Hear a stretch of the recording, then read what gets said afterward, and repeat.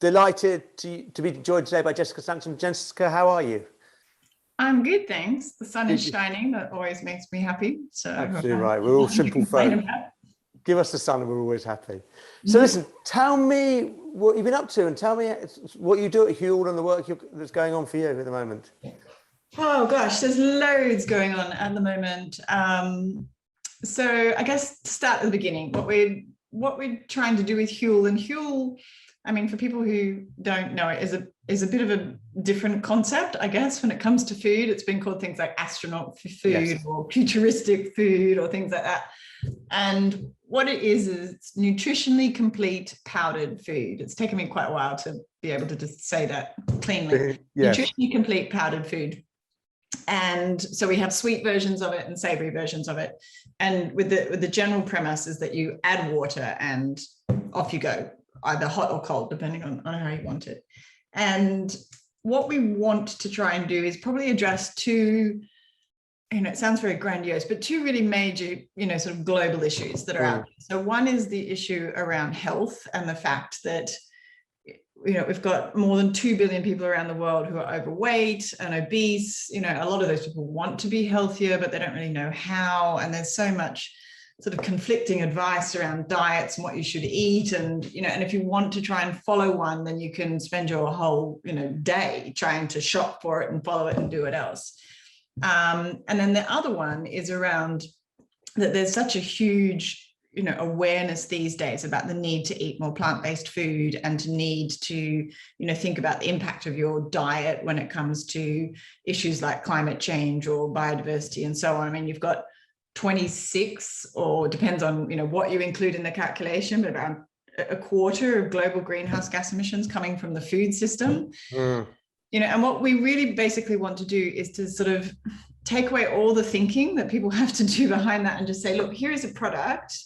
And we've designed it so that it offers you, all the nutrition that you need, including micronutrients around vitamins and minerals and so on. It's completely plant-based. We know that it fits within a diet that's matched to limiting global warming to 1.5 degrees. It's easy for you, convenient, it's affordable, and you can do it in less than a minute. There you go. And that's what we're trying to do all the time, is to make sure that we stick to those kind of two key promises. And of course, there's all the work around it, about whether or not you have the right packaging and whether or not you've done all your checks down your supply chain in terms of ethical and modern and all the rest. But that we, absolutely, without a doubt, deliver on those two core promises all the time. And that's what I spend most of my time doing. So can I ask, I think what fascinates me is those two core promises are big issues that we're all looking at in terms of ourselves personally at the moment. As a punter, a regular, how do you avoid me getting confused with these big messages about what I should be doing when I'm not sure kind of if I'm actually achieving one or the other, whether it's looking at sustainability or whether it's looking kind of the planet having the ability to actually feed itself and source the materials? Kind of, are the issues too big, kind of, to some extent, for me to be addressing both at the same time? Oh, look, I absolutely, they're huge, right? And I've worked my entire life in sustainability and half of it in sustainability in food. And I still can't profess to know every single answer. And I think, and consumers, we overwhelm them with information. So, I mean, most people would be able to say roughly how many calories they should eat per day, but they'd have no idea about what the breakdown should be between proteins or sugars or salts or whatever. I mean, that's sort of a level of detail that most people won't go into. Even still, we have all that information on pack with nutritional guidelines. And then you've got the sustainability weighing in this space now. I mean, there's endless debates around environmental labeling or, eco labeling and all the rest. And I personally can't stand it, because I think if you can't cope as a consumer with, just looking after how much nutrition you should have every day, how on earth are they going to understand what a carbon footprint of a product is? I mean, it means nothing. And that's, I guess, why we're trying to make those two core promises synonymous with the Huel brand, is just to say, not only in our promise that this is what we will deliver to you, but also in the style of delivery. And that all comes down to this ease and convenience of product. And that's why people tell us again and again that they love it. because they just don't have to think about it. They know that they can prepare it super quickly. They know that we've taken all the guesswork out. And so then you, as the average punter, as you have described yourself, Yes. can just go, great, you know, I know that I'm doing something good and I trust this brand. And that's a hard place to reach, obviously, to sort of get to that brand trust. But that's what we want. We want Huel to be synonymous with, this is good for you, this is good for the planet.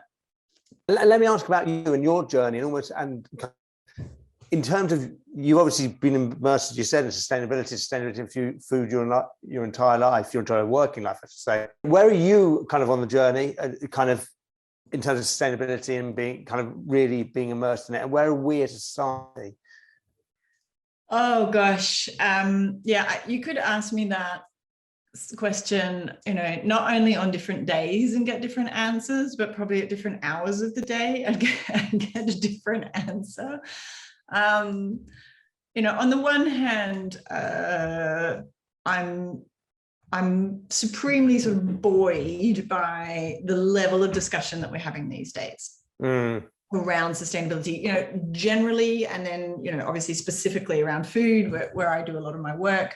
But there's such good levels of awareness, I think, at all levels, you know, from consumers all the way up to international, intergovernmental panels and so on, about what needs to happen. I think that's fairly well understood. What we still fail to do somewhat spectacularly is to actually put that into practice. And that's what I, you know, spend so much of my time talking to people about. They're sort of, you know, they're looking at me and they're saying, you know, what should we do? And what's the first step for our company? It's like, well, you have to do something, you know, that you've got to start, and you've got to stop endlessly analyzing and thinking about it and just get on with it. And you know, the getting on with it is often just the basics. It's still at that stage, sadly, in a lot of phases, but the basics a lot of the time is what we need. You know, people sort of jump to, oh, but don't we need some amazing technological solution? That's actually not the case most of the time.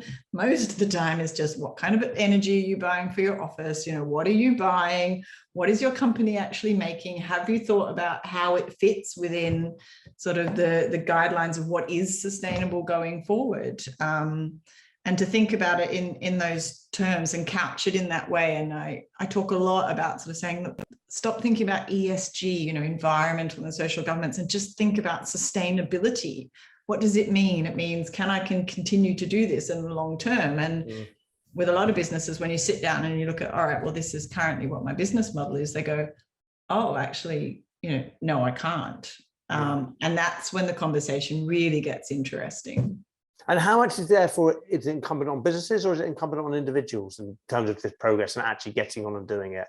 Oh, nobody gets away from it, right? I mean, it's incumbent on all of us in terms of what we're doing. And I always try to stress that, which is that we have a huge responsibility as individuals, right? I mean, we're the ones who buy stuff. We're the ones who vote for governments. And those are the two of the most powerful things that you can control what your level of impact is. And none of us should be saying, oh, well, you know, it's the responsibility of somebody else. So that's probably first and foremost what we need to be doing. We need to be sending a really clear message, you know, in our consumer habits, in our voting habits, to say, this is where we need to get to.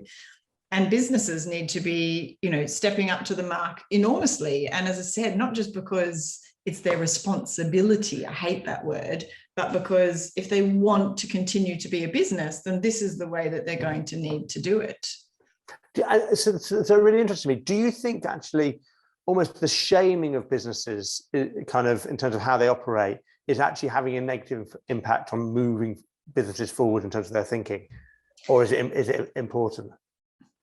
Look, there's always a spectrum, right? And if you look at sort of sustainability as a profession, from my point anyway, you've kind of got, you've got people who work in consultancy, you've got people who work within businesses, and you've got NGOs and lobby groups and so on. And there's a role for all of us. We all have an important role in this spectrum. And you need people like Greenpeace occasionally to go and dump a whole heap of ocean plastic rubbish on Coca-Cola's doorstep. You know, you need that to happen, because sometimes companies just need a wake-up call. But the endless analysis that we do of companies and how they're doing, and let's put them in rankings and let's put them in ratings and all the rest. I mean, honestly, it does drive me a little bit batty because, it's so much more powerful to be able to talk to businesses about what's the opportunity that lies behind this, and not in some sort of glib, cliched way about, it'll make your business better. I mean, it will, but it will actually make your business stronger and more resilient, and you will attract, new generations of consumers and so on. But that piece about resilience and stronger is something that I think that a lot of businesses are still missing. So let me ask one final question, and kind of maybe it's very glib or whatever, but I suppose if you were to give one a bit of advice or a couple of bits of advice to a business who are looking to do something tomorrow, where should they start? It